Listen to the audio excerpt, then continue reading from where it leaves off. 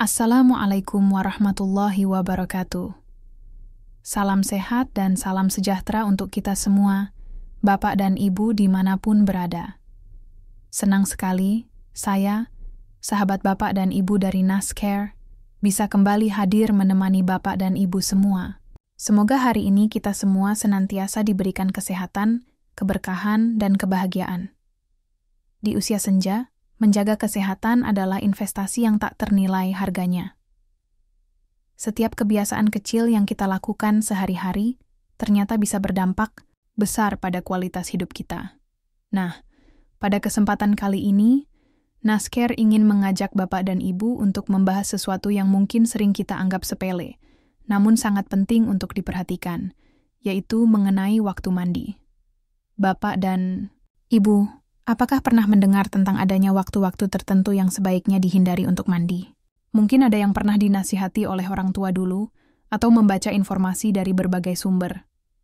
Atau mungkin Bapak dan Ibu punya pengalaman pribadi terkait hal ini, atau bahkan kekhawatiran mengenai keamanan saat berada di kamar mandi, mengingat usia kita yang semakin bertambah. Boleh sekali Bapak dan Ibu bagikan pengalaman atau pendapatnya di kolom komentar di bawah video ini ya. Kami sangat senang jika bisa berdiskusi dan saling berbagi informasi dengan Bapak dan Ibu semua. Topik kita kali ini adalah awas, jangan mandi di 3 waktu ini, dan kita juga akan membahas mengapa kamar mandi terkadang bisa menjadi tempat yang berisiko, terutama bagi lansia, serta bagaimana cara kita mencegah hal-hal yang tidak diinginkan. Mari kita simak bersama pembahasannya. Bapak dan Ibu yang kami sayangi, seiring bertambahnya usia, tubuh kita secara alami mengalami berbagai perubahan. Fungsi organ mungkin tidak seprima dulu, elastisitas pembuluh darah berkurang, respons tubuh terhadap perubahan suhu juga menjadi lebih lambat, dan terkadang keseimbangan tubuh pun ikut menurun. Ini semua adalah proses alamiah yang perlu kita pahami dan sikapi dengan bijak. Bukan untuk ditakuti, tetapi untuk membuat kita lebih waspada dan lebih perhatian terhadap diri sendiri. Mandi adalah aktivitas rutin yang bertujuan membersihkan diri dan menyegarkan tubuh. Namun, jika dilakukan pada waktu yang kurang tepat atau dengan cara yang kurang hati-hati, terutama bagi kita para lansia, aktivitas ini justru bisa menimbulkan risiko kesehatan. Perubahan suhu air yang mendadak, kondisi tubuh yang sedang tidak prima, atau bahkan kondisi kamar mandi yang kurang mendukung, semuanya bisa menjadi faktor pemicu masalah. Kita sering mendengar cerita atau bahkan berita mengenai orang yang tiba-tiba jatuh sakit atau mengalami kejadian tidak menyenangkan di kamar mandi. Ini bukan untuk menakut-nakuti, sekali lagi, tetapi sebagai pengingat bagi kita semua agar lebih berhati-hati. Nascare hadir di sini untuk berbagi informasi, agar kita semua bisa menjaga kesehatan dan keselamatan dengan lebih baik lagi. Memahami potensi risiko adalah langkah awal untuk melakukan pencegahan yang efektif. Jadi, mari kita pelajari bersama waktu-waktu mana saja yang sebaiknya kita lebih waspada untuk melakukan aktivitas mandi. Bapak dan Ibu, waktu pertama yang perlu kita perhatikan adalah mandi segera setelah makan kenyang. Mungkin banyak di antara kita yang memiliki kebiasaan ini, merasa gerah setelah makan, lalu ingin langsung menyegarkan diri dengan mandi. Namun, ternyata hal ini kurang dianjurkan dari sisi kesehatan, terutama bagi lansia. Mengapa demikian? Ketika kita makan, apalagi dalam porsi yang cukup banyak atau kenyang, tubuh kita akan memprioritaskan aliran darah ke sistem pencernaan, yaitu lambung dan usus. Proses pencernaan makanan membutuhkan pasokan darah yang cukup agar bisa bekerja secara optimal dalam menyerap nutrisi.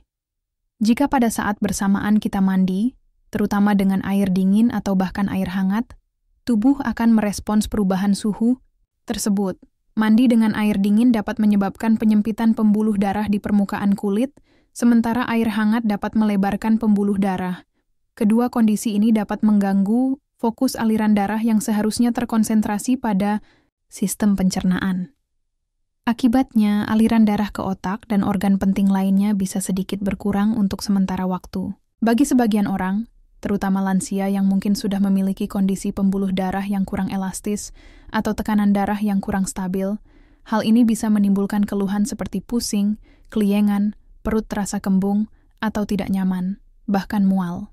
Dalam kondisi yang lebih ekstrim, meskipun jarang, Perubahan sirkulasi darah yang mendadak ini bisa memicu masalah yang lebih serius. Jika kita merasa pusing atau kehilangan keseimbangan saat berada di kamar mandi yang licin, risiko untuk terpeleset dan jatuh tentu akan semakin besar. Oleh karena itu, sangat bijaksana untuk memberikan jeda waktu yang cukup antara makan dan mandi. Para ahli umumnya menyarankan untuk menunggu setidaknya 1 hingga 2 jam setelah makan kenyang, sebelum Bapak dan Ibu memutuskan untuk mandi. Biarkan tubuh menyelesaikan tugas pentingnya dalam mencerna makanan terlebih dahulu.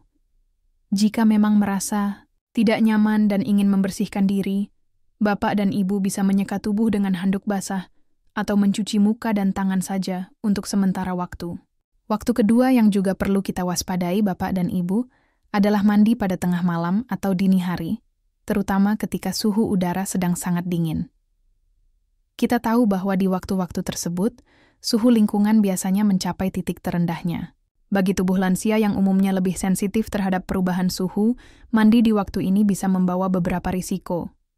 Pertama, paparan suhu dingin secara tiba-tiba dapat menyebabkan penyempitan pembuluh darah atau vasokonstriksi. Bagi Bapak dan Ibu yang memiliki riwayat penyakit jantung atau tekanan darah tinggi, kondisi ini bisa meningkatkan beban kerja jantung dan memicu kenaikan tekanan darah. Perubahan suhu yang ekstrem dari hangatnya tempat tidur ke dinginnya air atau udara kamar mandi bisa seperti memberikan kejutan pada sistem kardiovaskular kita.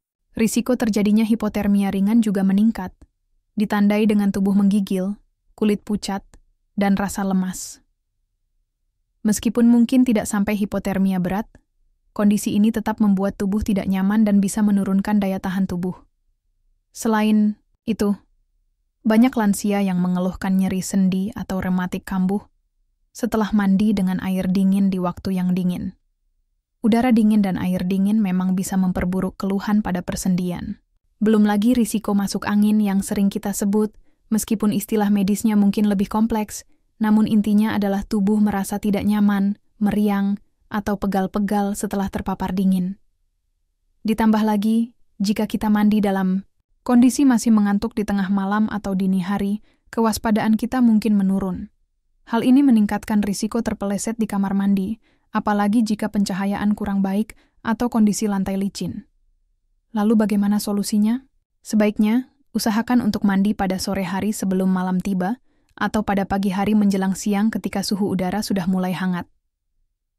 Jika memang terpaksa harus mandi di waktu yang dingin, pastikan Bapak dan Ibu menggunakan air hangat, bukan air panas ya, tapi air hangat suam-suam kuku. Jangan mandi terlalu lama, cukup seperlunya saja. Segera setelah selesai mandi, keringkan tubuh dengan cepat dan kenakan pakaian yang hangat. Pastikan juga suhu di dalam kamar mandi tidak terlalu dingin. Mungkin bisa dengan menutup ventilasi sementara saat mandi jika memungkinkan. Bapak dan Ibu yang terkasih, waktu ketiga yang sebaiknya dihindari untuk mandi adalah ketika kondisi tubuh kita sedang sangat lelah.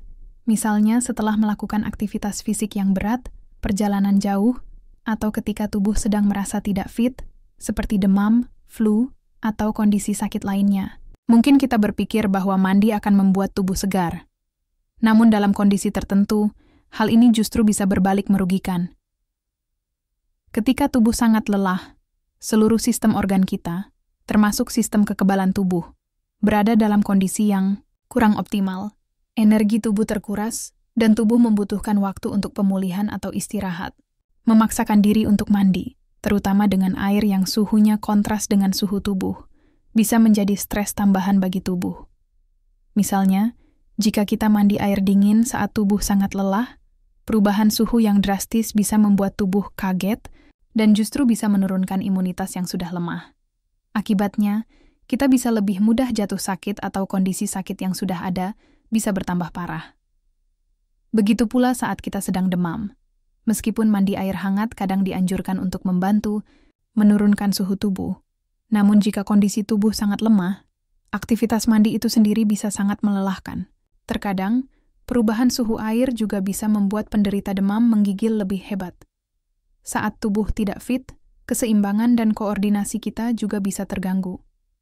Kita mungkin merasa lebih lemah, pusing, atau kurang waspada.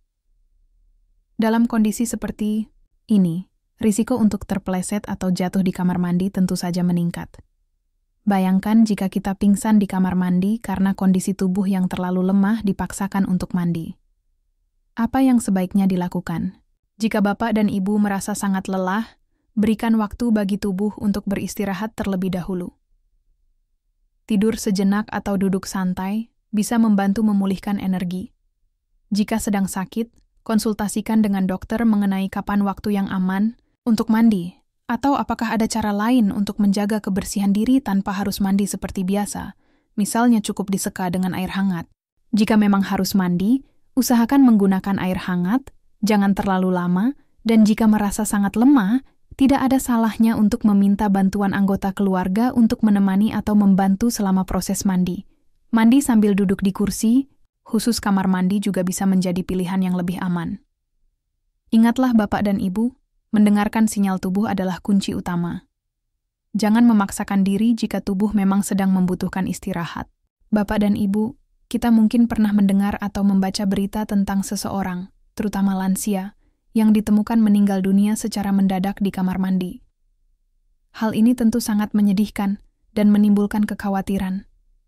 Penting untuk kita pahami bahwa kejadian ini bukanlah sekadar mitos atau kebetulan semata, melainkan seringkali ada penjelasan medis di baliknya, dan banyak faktor risiko yang berperan, terutama pada populasi lansia. Salah satu penyebab utama adalah masalah kardiovaskular atau penyakit jantung. Lansia seringkali memiliki kondisi seperti penyakit jantung koroner, di mana pembuluh darah jantung sudah menyempit, atau aritmia yaitu irama jantung yang tidak teratur, atau hipertensi yang tidak terkontrol. Aktivitas mandi, terutama dengan perubahan suhu air yang ekstrim, bisa menjadi pemicu. Misalnya, menyiram tubuh dengan air dingin secara tiba-tiba dapat menyebabkan syok pada tubuh, pembuluh darah menyempit drastis, dan tekanan darah melonjak naik. Ini sangat memberatkan kerja jantung dan bisa memicu serangan jantung atau gagal jantung akut pada individu yang rentan. Sebaliknya, air yang terlalu panas juga bisa melebarkan pembuluh darah secara berlebihan, menyebabkan tekanan darah turun drastis, dan mengurangi aliran darah ke otak yang bisa berujung pada pingsan atau bahkan masalah jantung. Selain itu, mengejan terlalu kuat saat buang air besar di toilet juga bisa menjadi faktor risiko. Mengejan meningkatkan tekanan di dalam rongga dada dan perut, yang bisa mempengaruhi aliran darah kembali ke jantung dan memicu respons saraf yang disebut manuver Valsalva. Pada orang dengan penyakit jantung, ini bisa berbahaya. Stroke juga merupakan penyebab lain. Perubahan tekanan darah yang tiba-tiba saat mandi atau akibat suhu air bisa memicu pecahnya pembuluh darah di otak atau penyumbatan pembuluh darah otak, terutama jika sudah ada faktor risiko stroke sebelumnya. Sinkop vasovagal atau pingsan juga umum terjadi. Ini adalah kondisi di mana seseorang pingsan karena pemicu tertentu yang menyebabkan penurunan denyut jantung dan tekanan darah secara tiba-tiba. Pemicunya bisa beragam, termasuk stres akibat perubahan suhu, berdiri terlalu lama di bawah pancuran, air hangat, atau bahkan rasa sakit. Jika pingsan dan terjatuh di kamar mandi, cedera kepala serius bisa terjadi dan berakibat fatal. Hipotermia akibat terlalu lama berendam di air dingin, atau hipertermia akibat air terlalu panas, juga bisa mengancam jiwa, terutama jika lansia tersebut memiliki kondisi medis lain. Bagi penderita diabetes, hipoglikemia atau kadar gula darah yang terlalu rendah juga bisa menyebabkan lemas, pusing, hingga pingsan di kamar mandi. Misalnya, jika mandi sebelum makan, padahal sudah waktunya, atau setelah aktivitas fisik tanpa asupan yang cukup. Terakhir, dan ini sangat sering terjadi, adalah terpeleset dan jatuh yang menyebabkan cedera kepala berat atau patah tulang panggul. Keseimbangan lansia yang menurun, lantai kamar mandi yang licin, pencahayaan yang buruk, atau adanya halangan di lantai, semuanya meningkatkan risiko ini. Cedera akibat jatuh bisa sangat serius dan komplikasinya bisa fatal. Memahami semua risiko, ini bukan untuk membuat kita takut mandi, Bapak dan Ibu, tetapi agar kita semakin sadar akan pentingnya menciptakan lingkungan kamar mandi yang aman dan mengadopsi kebiasaan mandi yang lebih bijaksana. Setelah kita memahami berbagai potensi risiko, sekarang saatnya kita membahas langkah-langkah pencegahan agar aktivitas mandi tetap menjadi momen yang aman, nyaman, dan menyegarkan bagi Bapak dan Ibu semua. Pencegahan ini meliputi modifikasi, Lingkungan kamar mandi dan perubahan kebiasaan saat mandi. Pertama, mari kita perhatikan kondisi kamar mandi kita. Pastikan lantai kamar mandi menggunakan material yang tidak licin atau anti-slip. Jika lantai yang ada sekarang cenderung licin, Bapak dan Ibu bisa menambahkan karpet anti-slip khusus kamar mandi di area basah dan di depan pintu kamar mandi. Pasanglah pegangan tangan atau grab bar yang kokoh di dinding, terutama di dekat toilet, di area pancuran atau shower, dan di dekat bak mandi jika menggunakannya. Pegangan ini sangat membantu untuk menjaga keseimbangan saat berdiri, duduk, atau berpindah posisi. Pertimbangkan juga penggunaan kursi mandi khusus. Dengan kursi ini, Bapak dan Ibu bisa mandi sambil duduk, sehingga mengurangi risiko kelelahan dan jatuh. Pencahayaan di kamar mandi haruslah terang dan memadai, sehingga semua area terlihat jelas dan tidak ada sudut yang gelap. Pastikan tidak ada barang-barang yang berserakan di lantai yang bisa menyebabkan tersandung. Kabel alat elektronik, ember, atau peralatan mandi sebaiknya diletakkan di tempat yang aman dan tidak menghalangi jalan. Ventilasi yang baik juga penting untuk sirkulasi udara dan mencegah kamar mandi menjadi terlalu lembab atau pengap yang bisa membuat lantai lebih licin atau pernapasan tidak nyaman. Kedua, mari kita perhatikan kebiasaan mandi kita. Jika Bapak dan Ibu tinggal sendirian di rumah atau memiliki riwayat penyakit tertentu seperti penyakit jantung, stroke, atau sering pusing, sebaiknya jangan mengunci pintu kamar mandi dari dalam. Atau setidaknya beritahu anggota keluarga lain di rumah ketika Bapak dan Ibu akan mandi, sehingga mereka bisa mengecek jika Bapak dan Ibu terlalu lama di dalam. Gunakan air dengan suhu yang nyaman, yaitu hangat suam-suam kuku. Hindari menggunakan air yang terlalu panas atau terlalu dingin. Saat mulai mandi, basahi tubuh secara bertahap. Mulailah dari kaki, kemudian naik perlahan ke bagian tubuh atas, baru kemudian kepala. Ini memberi waktu bagi tubuh untuk beradaptasi dengan suhu air dan mengurangi risiko syok. Jangan mandi terlalu lama, Bapak dan Ibu. Mandi yang terlalu lama bisa menyebabkan kulit kering, kelelahan, atau bahkan kedinginan jika air mulai mendingin. Cukup 10-15 menit untuk membersihkan tubuh secara efektif. Hindari mengejan terlalu kuat saat buang air besar. Jika mengalami sembelit, perbanyak konsumsi serat dan air putih, atau konsultasikan dengan dokter. Selama mandi, jika tiba-tiba merasa pusing, lemas, atau dada terasa tidak nyaman, segera hentikan aktivitas mandi. Duduklah di kursi mandi atau di lantai jika tidak ada kursi, dan berteriaklah minta bantuan jika ada orang lain di rumah. Jangan memaksakan diri. Setelah selesai mandi, keringkan tubuh dengan baik, dan segera kenakan pakaian sebelum keluar dari area basah kamar mandi untuk menghindari terpeleset. Gunakan alas kaki anti-slip, tidak hanya di dalam kamar mandi, tetapi juga di area sekitarnya. Peran anggota keluarga juga sangat penting. Jika Bapak atau Ibu memerlukan bantuan, jangan ragu untuk memintanya. Anggota keluarga bisa membantu menyiapkan air hangat, menemani selama mandi, atau membantu mengeringkan tubuh. Terakhir, jangan lupa untuk melakukan kontrol kesehatan secara rutin ke dokter. Dengan pemeriksaan rutin, berbagai masalah kesehatan yang bisa meningkatkan risiko di kamar mandi dapat dideteksi dan ditangani lebih dini. Kesehatan yang terpantau adalah kunci keamanan. Baiklah Bapak dan Ibu, kita sudah membahas cukup panjang lebar mengenai waktu-waktu yang sebaiknya dihindari untuk mandi, yaitu segera setelah makan kenyang, pada tengah malam atau dini hari saat suhu dingin, dan ketika kondisi tubuh sangat lelah atau tidak fit. Kita juga sudah mendalami bersama mengenai berbagai risiko yang bisa terjadi di kamar mandi, terutama bagi lansia, termasuk penyebab kejadian fatal yang terkadang kita dengar, serta langkah-langkah pencegahan yang bisa kita lakukan, baik dari sisi modifikasi kamar mandi maupun kebiasaan mandi yang lebih aman. Penting untuk diingat bahwa semua informasi ini bertujuan untuk meningkatkan kesadaran dan kewaspadaan kita, bukan untuk menimbulkan ketakutan yang berlebihan. Menua adalah proses alami, dan dengan bertambahnya usia, kita memang perlu lebih bijaksana dalam menjaga diri.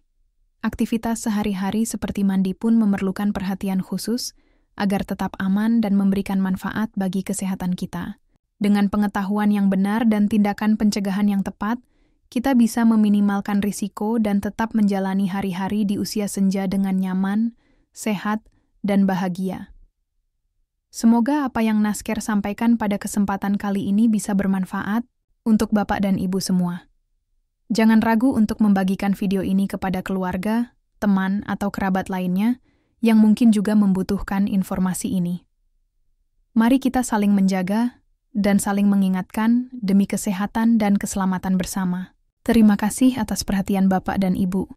Jangan lupa untuk menekan tombol suka jika Bapak dan Ibu menyukai video ini, berikan komentar jika ada pertanyaan atau masukan, dan tentu saja, berlangganan atau subscribe channel Nasker agar tidak ketinggalan video-video informatif lainnya seputar kesehatan dan kesejahteraan lansia. Akhir kata, tetaplah semangat, jaga selalu kesehatan, dan nikmati setiap momen berharga dalam hidup. Wabillahi taufiq wal hidayah. Wassalamualaikum warahmatullahi wabarakatuh. Sampai jumpa di video Nasker berikutnya.